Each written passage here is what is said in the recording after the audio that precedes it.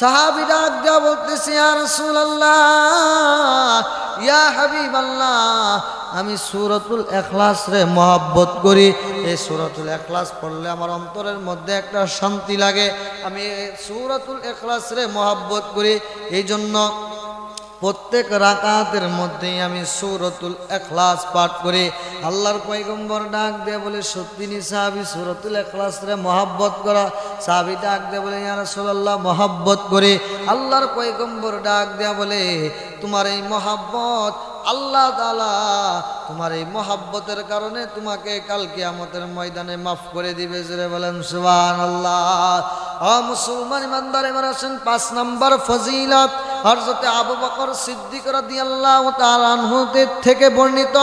আবু বকর সিদ্দিক রাদিয়াল্লাহু তাআলা আনহু বর্ণনা করেন যে আমরা 28,000 সাহাবায়ে কেরাম নিয়ে তাবুকের ময়দানের মধ্যে গিয়েছিলাম যুদ্ধ করার জন্য। তাবুকের যুদ্ধ আমরা 28,000 সাহাবায়ে কেরাম গিয়েছিলাম, আর কাফেররা 40,000 আসার কথা ছিল, কিন্তু আমরা 28,000 সাহাবায়ে কেরাম যা দেখি 40,000-এর একজনও নাই। তখন আবু বকর সিদ্দিক রাদিয়াল্লাহু তাআলা আনহু ভাবলো হয়তোবা তারা কোনো এক গুহার মধ্যে লুকায় আছে। তখন আল্লাহর পয়গম্বর জনাবে মুহাম্মদুর রাসূলুল্লাহ সাল্লাল্লাহু আলাইহি ওয়াসাল্লামকে এই খবরটা দেওয়া হলো। আল্লাহর পয়গম্বরের একটা অভ্যাস ছিল, যুদ্ধ হারুক বা পরাজিত হোক বা বিজয় হোক, উনি 3 দিন পর্যন্ত ওই ময়দানের মধ্যে অবস্থান করতেন। আল্লাহর পয়গম্বর ময়দানের মধ্যে অবস্থান করতেছিলেন, ওই সময় সূর্যগ্রহণ লাগলো। সূর্যগ্রহণ লাগার পরে আল্লাহর পয়গম্বর সাহাবায়ে কেরামদেরকে ডাক দেয়া বলে, ও আমার সাহাবীরা, সূর্যগ্রহণের নামাজ পড়ো। সাহাবায়ে কেরাম সূর্যগ্রহণের নামাজ পড়লো। নামাজ পড়ার পরে এমনি জিবরাইল আলাইহিস সালাতু ওয়াস সালাম আয়েশা উপস্থিত হইল। আল্লাহর পয়গম্বর ডাক দেয়া বলে, ও জিবরাইল, ব্যাপার কি, এখন তুমি কিসের জন্য? জিবরাইল আলাইহিস সালাম ডাক দেয়া বলে, ইয়া রাসূলুল্লাহ, ইয়া হাবিবাল্লাহ, আমি তো একা আসি নাই, আমি সঙ্গে 70,000 ফেরেশতা নিয়ে আসছি। জুড়ে বলেন সুবহানাল্লাহ। আল্লাহর পয়গম্বর ডাক দেয়া বলে, ও জিবরাইল, কিসের জন্য তুমি 70,000 ফেরেশতা নিয়ে আসছো? জিবরাইল আলাইহিস সালাতু ওয়াস সালাম ডাক দেয়া বলে, ইয়া রাসূলুল্লাহ, ইয়া হাবিবাল্লাহ, 70,000 ফেরেশতা আপনার সাহাবী মুয়াবিয়া ইবনে মুয়াবিয়ার মাগফিরাত কামনা করার জন্য নিয়ে আসছি। তখন আল্লাহর পয়গম্বর ডাক দেয়া বলে, ও জিবরাইল, আমার সাহাবী মাগফিরাত কামনা করার জন্য আল্লাহ তাআলা 70,000 ফেরেশতা দিয়া পাঠিয়ে দিয়েছে। তখন জিবরাইল আলাইহিস সালাতু ওয়াস সালাম ডাক দেয়া বলে, ইয়া রাসূলুল্লাহ, ইয়া হাবিবাল্লাহ, আপনার সাহাবী মুয়াবিয়া ইবনে মুয়াবিয়া সূরাতুল ইখলাস রে মহব্বত করে আর সূরাতুল ইখলাস বেশি বেশি পাঠ করে। আর এই সূরাতুল ইখলাস বেশি বেশি পাঠ করার কারণে, সূরাতুল ইখলাস রে মহব্বত করার কারণে আল্লাহ তাআলা তার মাগফিরাত কামনা করার জন্য 70,000 ফেরেশতা পাঠিয়ে দিয়েছে। সুবহানাল্লাহ। ও মুসলমান ইমানদার, এবার আসেন সূরাতুল ইখলাসের 6 নম্বর ফজিলত।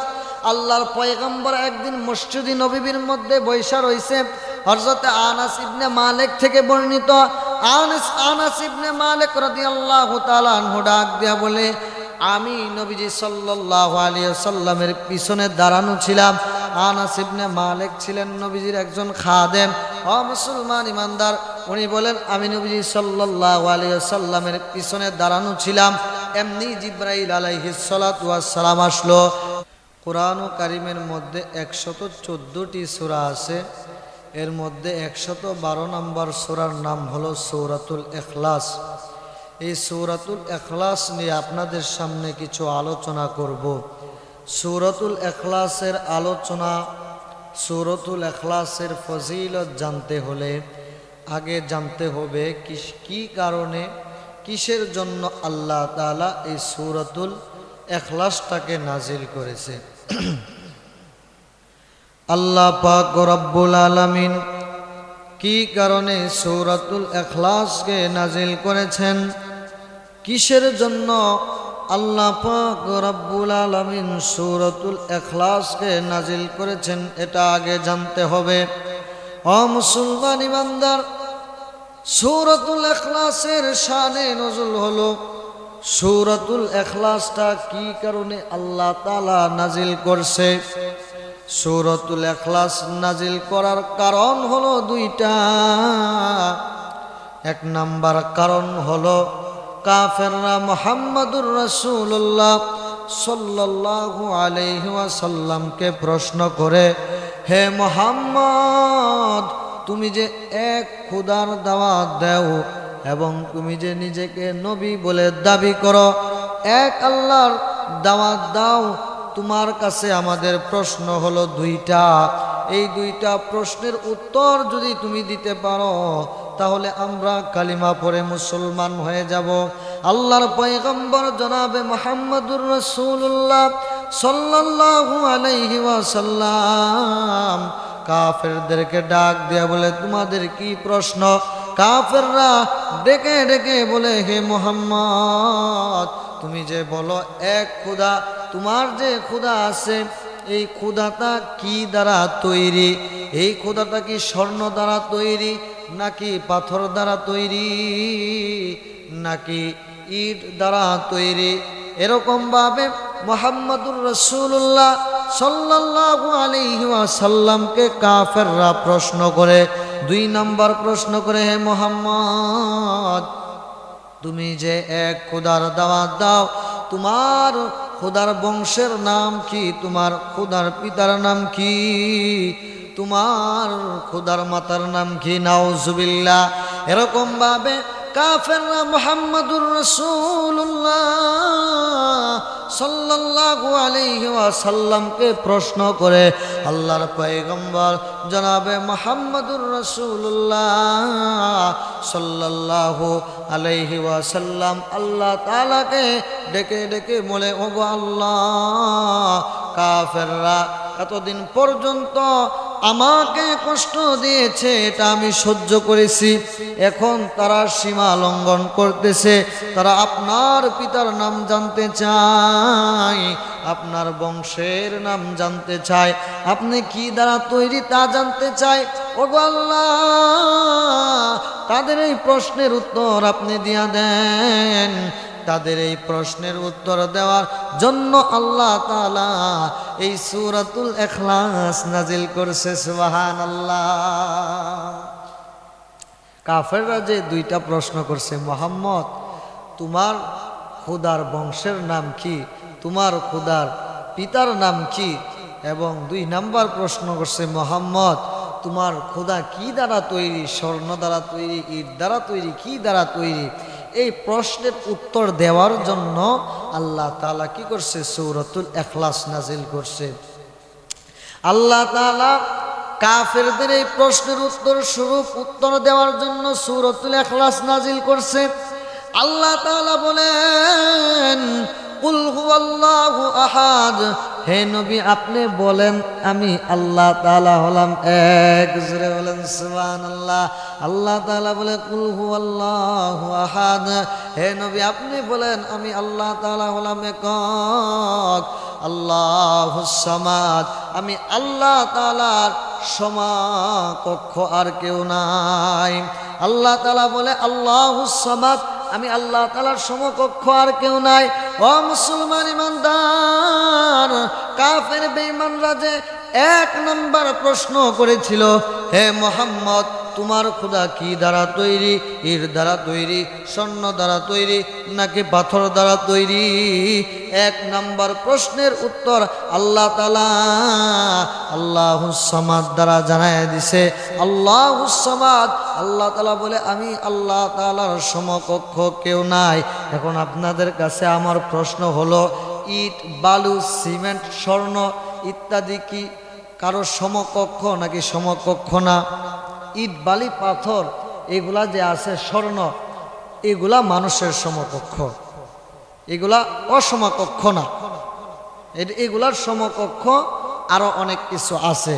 যেরকম ভাবে স্বর্ণ এটা অসমকক্ষ না, কারণ স্বর্ণ যদি হারায়া যায়, আমরা স্বর্ণকে ডাক দিলে স্বর্ণ আসবে না। স্বর্ণ মানুষ তৈরি করে, তারপরে এই যে ইট, বালি, পাথর এগুলা মানুষই করে বিভিন্ন কাজের মধ্যে এগুলা কি করে লাগায় এবং এগুলা দ্বারা বিভিন্ন জিনিস তৈরি করে এবং এগুলা কি করে মানুষ তৈরি করে। সুতরাং এগুলা অসমকক্ষ না। আল্লাহুস সামাদ, আল্লাহ তাআলা হলো অসমকক্ষ। আল্লাহ তাআলার সমকক্ষ আর কি নাই? আল্লাহ তাআলার সমকক্ষ আর কেউ নাই। সুতরাং অসমকক্ষ খোদা সমকক্ষ কোনো জিনিস দ্বারা তৈরি হতে পারে না। এটাই আল্লাহ তাআলা জানায় দিছে, আল্লাহুস সামাদ, আমি আল্লাহ তাআলার সমকক্ষ আর কেউ নাই। সুবহানাল্লাহ। আল্লাহ তাআলা বলে লাম ইয়ালিদ ওয়া লাম ইউলাদ। কাফের বেঈমানরা যে মুহাম্মাদুর রাসূলুল্লাহ সাল্লাল্লাহু আলাইহি ওয়াসাল্লামকে প্রশ্ন করেছিল, হে মুহাম্মদ, তোমার খোদার বংশের নাম কি? তোমার খোদার পিতার নাম কি? এই প্রশ্নের উত্তর আল্লাহ তাআলা লাম ইয়ালিদ ওয়া লাম ইউলাদ দ্বারা জানায়া দিছে।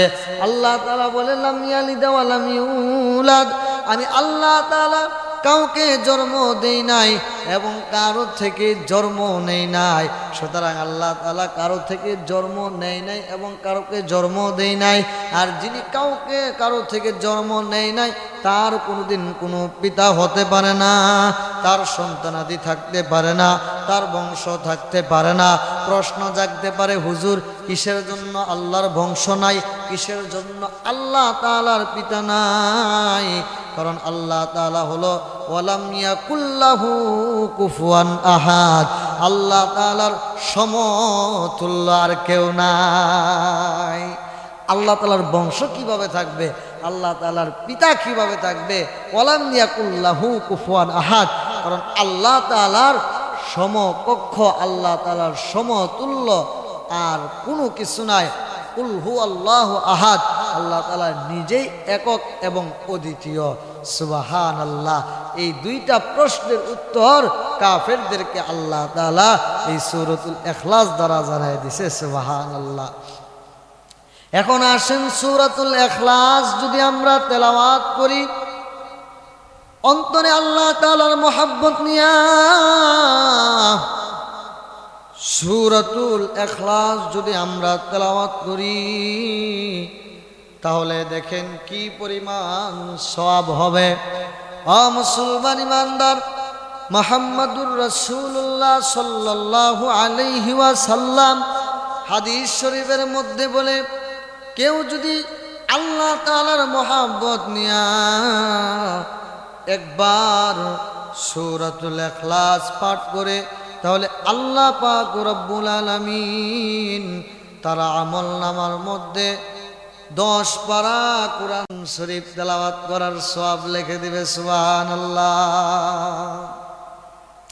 সাহাবায়ে কেরাম প্রশ্ন করে, ইয়া রাসূলুল্লাহ, ইয়া হাবিবাল্লাহ, কেউ যদি সূরাতুল ইখলাসটা 2 বার পাঠ করে তাহলে কি হবে? আল্লাহর পয়গম্বর সাহাবায়ে কেরামদেরকে ডাক দেয়া বলে, ও আমার সাহাবীরা, কেউ যদি আল্লাহর সন্তুষ্টির জন্য এই সূরাতুল ইখলাসটা 2 বার পাঠ করে তাহলে আল্লাহ পাক রব্বুল আলামিন তার আমলনামার মধ্যে 20 পারা কোরআন শরীফ খতম করার সওয়াব লিখে দিবে। সুবহানাল্লাহ। সাহাবায়ে কেরাম প্রশ্ন করে, ইয়া রাসূলুল্লাহ, যদি 3 বার পাঠ করে আল্লাহ পাক রব্বুল আলামিন তার আমলনামার মধ্যে কি পরিমাণ সওয়াব লিখে দিবে? আল্লাহর পয়গম্বর ডাক দেয়া বলে, ও আমার সাহাবীরা রে, কেউ যদি আল্লাহ তাআলার সন্তুষ্টির জন্য আল্লাহ তাআলার মহব্বত নিয়া এই সূরাতুল ইখলাসটা 3 বার পাঠ করে তাহলে আল্লাহ পাক রব্বুল আলামিন তার আমলনামার মধ্যে 1 খতম কোরআন শরীফের সওয়াব লিখে দিবে। সুবহানাল্লাহ। 1 খতম কোরআন শরীফ পড়লে যে পরিমাণ সওয়াব পাওয়া যায় সেই পরিমাণ সওয়াব আল্লাহ তাআলা তাদের আমলনামার মধ্যে লিখে দিবে। মুসলমান ইমানদার, এটা হলো সূরাতুল ইখলাসের 1 নম্বর ফজিলত। সূরাতুল ইখলাসের 2 নম্বর ফজিলত শুনুন। তাফসিরে কাবিরের মুসান্নিফ ফখরুদ্দিন রাজি রহমাতুল্লাহি আলাইহি তাফসিরে কাবিরের মধ্যে সূরাতুল ইখলাসের 2 নম্বর ফজিলত বর্ণনা করে তাফসিরে কাবিরের মধ্যে ফখরুদ্দিন রাজি রহমাতুল্লাহ আলাইহি বর্ণনা করে কেউ যদি আল্লাহর মহব্বত নিয়া আল্লাহর সন্তুষ্টির জন্য একবার সূরাতুল ইখলাস পাঠ করে তাহলে আল্লাহ পাক রব্বুল আলামিন তাদের আমলনামার মধ্যে 100 শহীদের সওয়াব লিখে দিবে। সুবহানাল্লাহ। 100 শহীদ সাধারণ কোনো বিষয় না। আল্লাহর রাস্তায় জিহাদ কইরা 100 শহীদ 100 মানুষ মৃত্যু বরণ করলে যেই পরিমাণ সওয়াব আল্লাহ তাআলা তাদের আমলনামার মধ্যে লিখে দেয়, একবার আল্লাহর মহব্বত নিয়া সূরাতুল ইখলাস পাঠ করলে সেই পরিমাণ সওয়াব আল্লাহ তাআলা তাদের আমলনামার মধ্যে লিখে দেয়। সুবহানাল্লাহ। এই হলো সূরাতুল ইখলাসের 2 নম্বর ফজিলত। সূরাতুল ইখলাসের 3 নম্বর ফজিলত হলো কেউ যদি আল্লাহর মহব্বত নিয়া কেউ যদি আল্লাহর সন্তুষ্টির জন্য একবার কি করে সূরাতুল ইখলাসটা পাঠ করে, এই দুনিয়ার শুরু লগ্ন থেকে আজ পর্যন্ত যত মানুষ দুনিয়াতে আসছে এবং কিয়ামত পর্যন্ত যত মানুষ এই দুনিয়ার মধ্যে আসবে, হোক সে মুসলমান হোক সে কাফের, এই সমস্ত মানুষগুলাকে যদি 10 গুণ দেওয়া হয়, যত পরিমাণ সংখ্যা হবে সেই পরিমাণ সওয়াব আল্লাহ তাআলা তাদের আমলনামার মধ্যে লিখে দিবে। সুবহানাল্লাহ। মুসলমান ইমানদার, এবার আসুন সূরাতুল ইখলাসের 4 নম্বর ফজিলত। আল্লাহর পয়গম্বর জনাবে মুহাম্মদুর রাসূলুল্লাহ সাল্লাল্লাহু আলাইহি ওয়াসাল্লাম, ও মুসলমান ইমানদার, একদিন মসজিদে নববীর মধ্যে বৈশা আছে। মসজিদে নববীর মধ্যে বৈশা থাকাকালীন একজন সাহাবী নামাজ পড়তেছে, আর আল্লাহর পয়গম্বর তাসবিহ আদায় করতেছে, পাশে একজন সাহাবী নামাজ পড়তেছে। ওই নামাজ পড়াকালীন প্রত্যেক রাকাতের মধ্যে ওই সাহাবী খালি সূরাতুল ইখলাস পাঠ করে। প্রথম রাকাতেও সূরাতুল ইখলাস পাঠ করে, দ্বিতীয় রাকাতের মধ্যেও সূরাতুল ইখলাস পাঠ করে। আল্লাহর পয়গম্বর সাহাবীর নামাজ শেষ হওয়ার পরে ডাক দেয়া বলতেছে, ও আমার সাহাবী, তুমি কি অন্য কোনো সূরা জানো না? সাহাবী ডাক দেয়া বলতেছে, ইয়া রাসূলুল্লাহ, ইয়া হাবিবাল্লাহ, জানি। তো নবী ডাক দেয়া বলে, তো অন্য কোনো সূরা পড়ো না কেন? সাহাবী ডাক দেয়া বলতেছে, ইয়া রাসূলুল্লাহ, ইয়া হাবিবাল্লাহ, আমি সূরাতুল ইখলাস রে মহব্বত করি। এই সূরাতুল ইখলাস পড়লে আমার অন্তরের মধ্যে একটা শান্তি লাগে। আমি সূরাতুল ইখলাস রে মহব্বত করি, এই জন্য প্রত্যেক রাকাতের মধ্যেই আমি সূরাতুল ইখলাস পাঠ করি। আল্লাহর পয়গম্বর ডাক দিয়ে বলে, সত্যি নি সাহাবী সূরাতুল ইখলাস রে মহব্বত করা? সাহাবী ডাক দিয়ে বলে, ইয়া রাসূলুল্লাহ, মহব্বত করি। আল্লাহর পয়গম্বর ডাক দেয়া বলে, তোমার এই মহব্বত আল্লাহ তাআলা তোমার এই মহব্বতের কারণে তোমাকে কাল কিয়ামতের ময়দানে মাফ করে দিবে। জোরে বলেন সুবহানাল্লাহ। মুসলমান ইমানদার, এবার আসেন 5 নম্বর ফজিলত। হযরতে আবু বকর সিদ্দিক রাদিয়াল্লাহু তাআলা আনহু থেকে বর্ণিত, আবু বকর সিদ্দিক রাদিয়াল্লাহু তাআলা আনহু বর্ণনা করেন যে আমরা 28,000 সাহাবায়ে কেরাম নিয়ে তাবুকের ময়দানের মধ্যে গিয়েছিলাম যুদ্ধ করার জন্য। তাবুকের যুদ্ধ আমরা 28,000 সাহাবায়ে কেরাম গিয়েছিলাম, আর কাফেররা 40,000 আসার কথা ছিল, কিন্তু আমরা 28,000 সাহাবায়ে কেরাম যা দেখি 40,000-এর একজনও নাই। তখন আবু বকর সিদ্দিক রাদিয়াল্লাহু তাআলা আনহু ভাবলো হয়তোবা তারা কোনো এক গুহার মধ্যে লুকায় আছে। তখন আল্লাহর পয়গম্বর জনাবে মুহাম্মদুর রাসূলুল্লাহ সাল্লাল্লাহু আলাইহি ওয়াসাল্লামকে এই খবরটা দেওয়া হলো। আল্লাহর পয়গম্বরের একটা অভ্যাস ছিল, যুদ্ধ হারুক বা পরাজিত হোক বা বিজয় হোক, উনি 3 দিন পর্যন্ত ওই ময়দানের মধ্যে অবস্থান করতেন। আল্লাহর পয়গম্বর ময়দানের মধ্যে অবস্থান করতেছিলেন, ওই সময় সূর্যগ্রহণ লাগলো। সূর্যগ্রহণ লাগার পরে আল্লাহর পয়গম্বর সাহাবায়ে কেরামদেরকে ডাক দেয়া বলে, ও আমার সাহাবীরা সূর্য গ্রহণের নামাজ পড়ো। সাহাবায়ে কেরাম সূর্য গ্রহণের নামাজ পড়লো। নামাজ পড়ার পরে এমনি জিবরাইল আলাইহিস সালাতু ওয়াস সালাম আয়েশা উপস্থিত হইল। আল্লাহর পয়গম্বর ডাক দেয়া বলে, ও জিবরাইল, ব্যাপার কি এখন, তুমি কিসের জন্য? জিবরাইল আলাইহিস সালাম ডাক দেয়া বলে, ইয়া রাসূলুল্লাহ, ইয়া হাবিবাল্লাহ, আমি তো একা আসি নাই, আমি সঙ্গে 70,000 ফেরেশতা নিয়ে আসছি। জুড়ে বলেন সুবহানাল্লাহ। আল্লাহর পয়গম্বর ডাক দেয়া বলে, ও জিবরাইল, কিসের জন্য তুমি 70,000 ফেরেশতা নিয়ে আসছো? জিবরাইল আলাইহিস সালাতু ওয়াস সালাম ডাক দেয়া বলে, ইয়া রাসূলুল্লাহ, ইয়া হাবিবাল্লাহ, 70,000 ফেরেশতা আপনার সাহাবী মুয়াবিয়া ইবনে মুয়াবিয়ার মাগফিরাত কামনা করার জন্য নিয়ে আসছি। তখন আল্লাহর পয়গম্বর ডাক দেয়া বলে, ও জিবরাইল, আমার সাহাবী মুয়াবিয়া ইবনে মুয়াবিয়া মাগফিরাত কামনা করার জন্য আল্লাহ তাআলা 70,000 ফেরেশতা দিয়া পাঠিয়ে দিয়েছে। তখন জিবরাইল আলাইহিস সালাতু ওয়াস সালাম ডাক দিয়া বলে, ইয়া রাসূলুল্লাহ, ইয়া হাবিবাল্লাহ, আপনার সাহাবী মুয়াবিয়া ইবনে মুয়াবিয়া সূরাতুল ইখলাস রে মহব্বত করে আর সূরাতুল ইখলাস বেশি বেশি পাঠ করে। আর এই সূরাতুল ইখলাস বেশি বেশি পাঠ করার কারণে, সূরাতুল ইখলাস রে মহব্বত করার কারণে আল্লাহ তাআলা তার মাগফিরাত কামনা করার জন্য 70,000 ফেরেশতা পাঠিয়ে দিয়েছে। সুবহানাল্লাহ। ও মুসলমান ইমানদার, এবার আসেন সূরাতুল ইখলাসের 6 নাম্বার ফজিলত। আল্লাহর পয়গম্বর একদিন মসজিদে নববীর মধ্যে বৈশা রইছে। হযরত আনাস ইবনে মালিক থেকে বর্ণিত, আনাস ইবনে মালিক রাদিয়াল্লাহু তাআলা আনহু ডাক দিয়া বলে, আমি নবীজি সাল্লাল্লাহু আলাইহি ওয়াসাল্লামের পিছনে দাঁড়ানো ছিলাম। আনাস ইবনে মালিক ছিলেন নবীজির একজন খাদেম। ও মুসলমান ইমানদার, উনি বলেন, আমি নবীজি সাল্লাল্লাহু আলাইহি ওয়াসাল্লামের পিছনে দাঁড়ানো ছিলাম। এমনি জিবরাইল আলাইহিস সালাতু ওয়াস সালাম আসলো। নবীজি সাল্লাল্লাহু আলাইহি ওয়াসাল্লামকে জিবরাইল ডাক দেয়া বলতেছে, ইয়া রাসূলুল্লাহ, ইয়া হাবিবাল্লাহ, আবু যর গিফারি আসতেছে। তখন নবী ডাক দেয়া বলে, ও জিবরাইল, তুমি তো ফেরেশতা আর আবু যর গিফারি হলো মানুষ। তুমি আকাশে থাকো আর আবু যর গিফারি জমিনে থাকে। তুমি ফেরেশতা হয়ে আবু যর গিফারিরে কিভাবে চিনলা?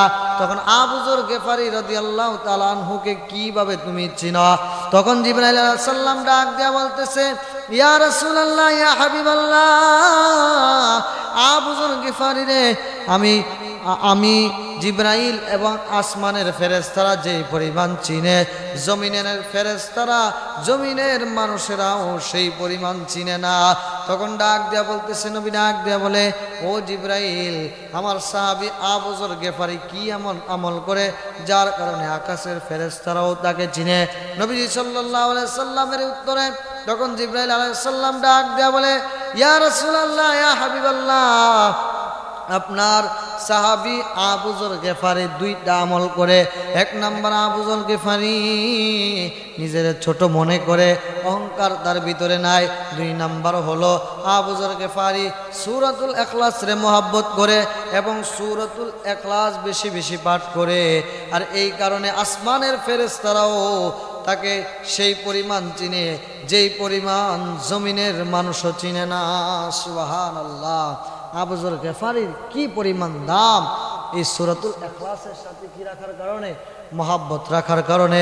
এবার আসেন 7 নাম্বার ফজিলত। 7 নাম্বার ফজিলত সূরাতুল ইখলাসের।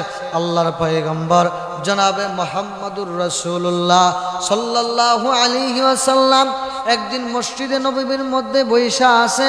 ও মুসলমান ইমানদার, পাশে একজন সাহাবী দোয়া করতেছে, আসআলুকা ইয়া আহাদ, আসআলুকা ইয়া সামাদ, আসআলুকা মাল্লাম ইয়ালিদ ওয়া লাম ইউলাদ, আসআলুকা ওয়া লাম ইয়াকুল লাহু কুফুয়ান আহাদ।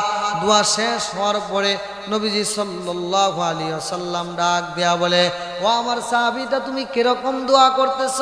সাহাবী ডাক দেয়া বলে, ইয়া রাসূলুল্লাহ, ইয়া হাবিবাল্লাহ, আমি সূরাতুল ইয়া রাসূলুল্লাহ, ইয়া হাবিবাল্লাহ, আমি সূরাতুল ইখলাস দিয়া মুনাজাত বানাইছি, আমি সূরাতুল ইখলাস রে মহব্বত করি। আল্লাহর পয়গম্বর ডাক দেয়া বলে, সাহাবী তুমি নি সূরাতুল ইখলাস রে মহব্বত করো? বলে, জি ইয়া রাসূলুল্লাহ, আমি সূরাতুল ইখলাস রে মহব্বত করি। তখন নবী সাল্লাল্লাহু আলাইহি সাল্লাম বলে, আল্লাহ তাআলা তোমার এই দোয়া কবুল করুক, আল্লাহ তাআলা তোমার এই দোয়া কবুল করুক। তিনবার আল্লাহ তাআলার কাছে এই দোয়া নবী সাল্লাল্লাহু আলাইহি সাল্লাম করেন, আর এই দোয়া আল্লাহ তাআলার কাছে সরাসরি কবুল হয়ে যায়। সুবহানাল্লাহ। 8 নম্বর ফজিলত সূরাতুল ইখলাসের শুনেন। নবীজি সাল্লাল্লাহু আলাইহি ওয়াসাল্লাম একদিন মসজিদে নববীর মধ্যে বসে আছে। মসজিদে নববীর মধ্যে বসা থাকাকালীন গ্রাম্য একজন সাহাবী আইছে। গ্রাম্য একজন সাহাবী আইসা নবীজি সাল্লাল্লাহু আলাইহি সাল্লামের সাথে সাক্ষাৎ করার পরে নবীজি সাল্লাল্লাহু আলাইহি সাল্লামকে ডাক দেয়া বলে, ইয়া রাসূলুল্লাহ, ইয়া হাবিবাল্লাহ, আপনি আমাকে এমন একটা আমল বলে দেন আমার সংসারের মধ্যে অভাব, যে আমলটা করলে আমার সংসারের মধ্যে কোনো অভাব হবে না, আমার রিজিকের কোনো অভাব হবে না। নবীজি সাল্লাল্লাহু আলাইহি সাল্লাম তখন গ্রাম্য ওই সাহাবীকে একটা আমল শিখায় দেয়। ও আমার সাহাবী, তুমি যখন ঘরের মধ্যে প্রবেশ করবা, ওই ঘরের মধ্যে প্রবেশ করার আগে দরজার মধ্যে দাঁড়ায় তুমি সালাম দিবা, আসসালামু আলাইকুম ওয়া রাহমাতুল্লাহি ওয়া বারাকাতুহু। সালাম দেওয়ার পরে তুমি একবার সূরাতুল ইখলাস পাঠ করবা, আর সূরাতুল ইখলাস পাঠ করার পরে তারপরে তুমি কি করবা, ঘরের মধ্যে প্রবেশ করবা। আর যদি ঘরের মধ্যে কোনো লোক না থাকে, দরজায় দাঁড়া বলবা, আসসালামু আলাইনা ওয়া আলা ইবাদিল্লাহিস সলিহিন। এই সালাম দিয়া তারপরে তুমি সূরাতুল ইখলাস পাঠ কইরা তারপরে ঘরের মধ্যে প্রবেশ করবা। কয়েকদিন পরে লাগাতার এই আমলটা করবা। লাগাতার আমল করার পরে তুমি আমাকে আবার আয়সা তোমার রিজিকের অবস্থা, পারিবারিক অবস্থাটা জানাইবা। ওই গ্রাম্য সাহাবী চইলা গেল, কিন্তু নবীর কাছে আর আসে না। হঠাৎ কইরা রাস্তার মধ্যে একদিন ওই সাহাবীর সাথে নবী সাল্লাল্লাহু আলাইহি সাল্লামের সাথে সাক্ষাৎ। নবী ডাক দিয়ে বলে, কিরে সাহাবী, বললাম একটা আমল শিখায় দিলাম, আমল করার পরে আমার সাথে আবার সাক্ষাৎ করার জন্য, কিন্তু তুমি তো আর সাক্ষাৎ করলা না। তখন ওই সাহাবী ডাক দেয়া বলতেছে, ইয়া রাসূলুল্লাহ, ইয়া হাবিবাল্লাহ, আপনি যে আমলটা শিখায় দিয়েছেন এই আমলটা আমি লাগাতার করছি, আর লাগাতার করার কারণে আল্লাহ তাআলা আমার রিজিক এরকম বৃদ্ধি করছে, এই রিজিক সামলাইতে যায় আমি আপনার সাথে সাক্ষাৎ করার সুযোগও পাই না। সুবহানাল্লাহ। সুতরাং সূরাতুল ইখলাস পাঠ করলে কি হয়? রিজিক বৃদ্ধি হয়। এই 8টা ফজিলত তাফসিরে কাবীরের মধ্যে ফখরুদ্দিন রাজি রহমতুল্লাহ আলাইহি বর্ণনা করেন। এই 8টা ফজিলত বর্ণনা করার পরে ফখরুদ্দিন রাজি রহমতুল্লাহ আলাইহি বলে, আমি নিজ থেকে একটা ফজিলত বলি। ফজিলতটা কি? ফখরুদ্দিন রাজি রহমতুল্লাহ আলাইহি বলে, কেউ যদি সূরাতুল ইখলাসকে মহব্বত করে এবং সূরাতুল ইখলাসটা আল্লাহর সন্তুষ্টির জন্য এই পরিমাণ তেলাওয়াত করে, এই পরিমাণ পাঠ করে, যে পাঠ করতে করতে একদিন ঘুমন্ত অবস্থায়ও তার মুখ দিয়া সূরাতুল ইখলাস আসতেছে। সুবহানাল্লাহ। অনেক সময় মাদ্রাসার মধ্যে দেখবেন, হাফিজখানার মধ্যে বিশেষ করে যারা আল্লাহর কালাম মুখস্থ করে, এই বিভাগগুলোর মধ্যে দেখা যায় তারা তেলাওয়াত করতে করতে করতে করতে ঘুমন্ত অবস্থায়ও এক পর্যায়ে তারা কি করে, মুখ দিয়ে আল্লাহর কালাম বের হয়। ঠিক এইগুলার দিকে যদি আমরা লক্ষ্য না করি, যে জিনিসটা আমরা সারাদিন জপনা করি ঘুমন্ত অবস্থায় সেটাই বের হয়। ফখরুদ্দিন রাজি রহমতুল্লাহ আলাইহি ডাক দেয়া বলে, যদি এই পরিমাণ তেলাওয়াত করে ঘুমন্ত অবস্থায়ও তার মুখ দিয়া বের হয়ে যায়, তাহলে সে কি হয়ে যাবে? মুস্তাজাবুদ দাওয়াত হয়ে যাবে। আর মুস্তাজাবুদ দাওয়াত বলা হয় ওই ব্যক্তিকে, যে ব্যক্তি দোয়া করলে আল্লাহ তাআলার কাছে সরাসরি কবুল হয়ে যায়। মুস্তাজাবুদ দাওয়াত ছিল নবী রাসূলগণ, মুস্তাজাবুদ দাওয়াত ছিল অনেক ওলিগণ। সুতরাং এই ইখলাস সূরাটাকে যদি আমরা বেশি বেশি মহব্বত করি, আর স্বপ্নে যুগে যদি আমাদের মুখ দিয়ে একদিন বের হয়ে যায়, তাহলে আমরা যেই দোয়াই করি না কেন আল্লাহ তাআলার কাছে সেই দোয়াই কবুল হয়ে যাবে। সুবহানাল্লাহ। এই মিলিয়ে 9টা ফজিলত, এই আমলগুলো আমরা ইনশাল্লাহ করব। সূরাতুল ইখলাসের আমল আমরা বেশি বেশি করব। হাঁটতে গাঁটতে বসে অবসর সময়ে বেশি বেশি আমরা কি করব? সূরাতুল ইখলাসের পাঠ করব। যারা কোরআন তেলাওয়াত করতে পারি না, 3 বার আল্লাহর মহব্বত নিয়ে আল্লাহর সন্তুষ্টির জন্য সূরাতুল ইখলাস পাঠ করব, তাহলে আল্লাহ তাআলা এক খতম সোয়াবের, এক খতম কোরআন খতম করলে যেই পরিমাণ সোয়াব, সেই পরিমাণ সোয়াব আল্লাহ তাআলা আমার আপনার আমল নামার মধ্যে লিখে দিবে।